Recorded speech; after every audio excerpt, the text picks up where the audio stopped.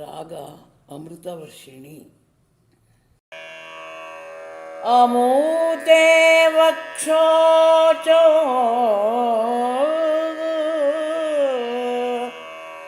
ಅಮೃತರಥ ಮಾಣಿಕ್ಯ ಕುತುಪೋ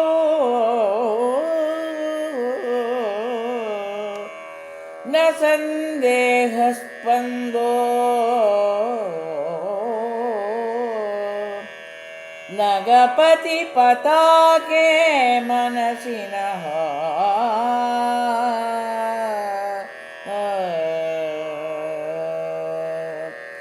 ಪಿಬಂತೌ ತೌ ಯಸ್ಮಾತ್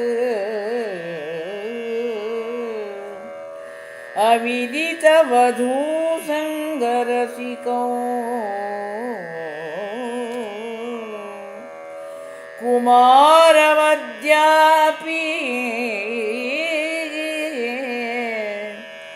ದ್ವಿರದ ಮದನ ಕ್ರೌಚದಲನೋ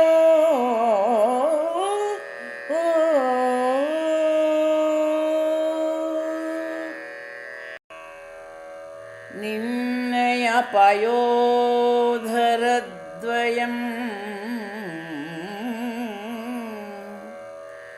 ಅಮೃತರಸಪೂರ್ಣ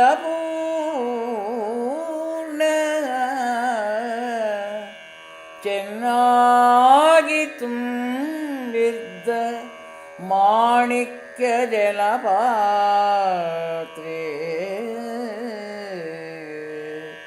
ಯುನ್ನಿಸಲ್ ನಗಪತಿ ಪತಾಕೆಯೇ ಸಂದೇಹಂ ಇನಿತಿಲ್ಲವೋ ಎಮ್ಮ ಮನದೇ ಸ್ತನ್ಯಪಾನಂಗೈದ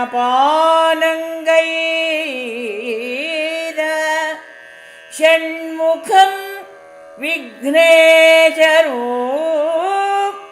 ಇನ್ನೆವರಮುಂ ವಧೂ ಸಂಗದಿಂದಪ್ಪ ಸುಖವನ್ ಅರಿಯದವರಾಗಿರಲ್ಕೆ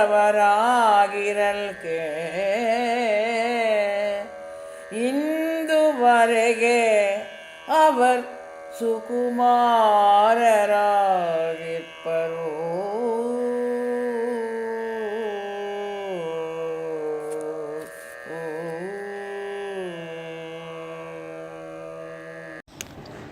ಕಳೆದ ಸ್ತೋತ್ರದಲ್ಲಿ ನಾವು ಭಗವತಿಯ ಸ್ತನಯುಗ್ಮಗಳ ವರ್ಣನೆಯನ್ನು ನೋಡಿದ್ವಿ.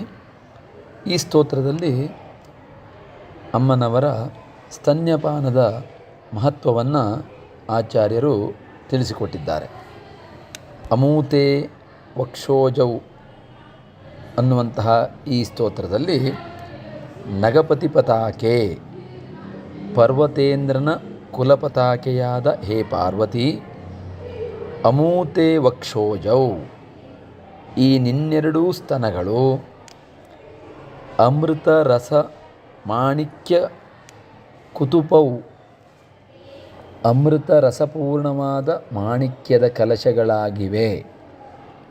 ನಹ ನಮ್ಮ ಮನಸ್ಸಿನಲ್ಲಿ ಸಂದೇಹಸ್ಪಂದ ಸಂಶಯ ಲೇಷವೂ ನಾಸ್ತಿ ಇಲ್ಲ. ತೌ ಆ ಎರಡೂ ಸ್ತನಗಳನ್ನು ಪಿಬಂತೌ ಪಾನ ಮಾಡುತ್ತಿರುವಂತಹ ಅವಿದಿತ ವಧೂಸಂಗರಸಿಕೌ ಸ್ತ್ರೀ ಸಹವಾಸದ ರಸಿಕತೆಯನ್ನೇ ತಿಳಿಯದವರಾದ ದ್ವಿರವದನ ಕ್ರೌಂಚದಲನೌ ಗಜಮುಖ ಷಣ್ಮುಖರು ಅದ್ಯಾಪಿ ಈಗಲೂ ಕೂಡ ಕುಮಾರರಾಗಿಯೇ ಇದ್ದಾರೆ. ಅಂದರೆ ಈ ತಾಯಿಯ ಸ್ತನ್ಯವನ್ನು ಪಾನ ಮಾಡಿದವರು ಸ್ಕಂದ ಮತ್ತು ವಿನಾಯಕರು ಅಂತ ಹಿಂದಿನ ಸ್ತೋತ್ರದಲ್ಲಿ ನಾವು ನೋಡಿದ್ದೇವೆ. ಅವರು ಯಾಕೆ ಕುಮಾರರಾಗಿಯೇ ಉಳಿದಿದ್ದಾರೆ ಅನ್ನೋದನ್ನು ಬಹಳ ರಸಪೂರ್ಣವಾಗಿ ರಸವತ್ತಾಗಿ ಆಚಾರ್ಯರು ವರ್ಣನೆಯನ್ನು ಮಾಡಿದ್ದಾರೆ.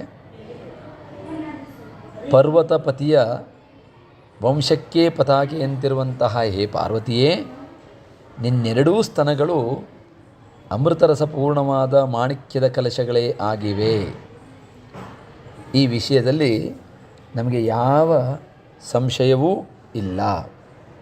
ಏಕೆಂದರೆ ಈ ನಿನ್ನೆರಡೂ ಸ್ತನಗಳ ಅಮೃತರಸವನ್ನು ಪಾನ ಮಾಡಿರುವಂತಹ ಈ ನಿನ್ನ ಮಕ್ಕಳಾದಂತಹ ವಿನಾಯಕ ಮತ್ತು ಕುಮಾರಸ್ವಾಮಿಯರಿಬ್ಬರೂ ಈವರೆಗೂ ಸ್ತ್ರೀ ಸಂಘಕ್ಕೆ ಮೂಲವೆನಿಸಿದಂತಹ ಶೃಂಗಾರ ರಸವನ್ನೇ ತಿಳಿಯದವರಾಗಿದ್ದಾರೆ. ಹಾಗಾಗಿ ಕುಮಾರಾವಸ್ಥೆಯಲ್ಲೇ ಇದ್ದಾರೆ. ಅಂದರೆ ಇದರ ಅರ್ಥ ಆಧ್ಯಾತ್ಮಿಕವಾಗಿ ಹೇಳೋದಾದರೆ ಜಿತೇಂದ್ರಿಯರಾಗಿದ್ದಾರೆ ಅನ್ನುವಂತಹ ಒಂದು ವರ್ಣನೆಯನ್ನು ಆಚಾರ್ಯರು ಮಾಡುತ್ತಾರೆ. ಅಂದರೆ ಇಲ್ಲಿ ಸ್ತ್ರೀ ಸುಖಕ್ಕಿಂತಲೂ ಅಮೃತ ಸದೃಶವಾದಂಥದ್ದು ಅಮ್ಮನ ಸ್ತನ್ಯವೇ, ಸ್ತನ್ಯಪಾನವೇ ಅಂತ ತಿಳಿದಂತಹ ಸ್ಕಂದ ಮತ್ತು ವಿನಾಯಕರು ಕುಮಾರರಾಗಿಯೇ ಉಳಿದು ಬಿಟ್ಟಿದ್ದಾರೆ ಎಂಬ ಅಭಿಪ್ರಾಯವನ್ನು ಕೊಡ್ತಾ ಇದ್ದಾರೆ.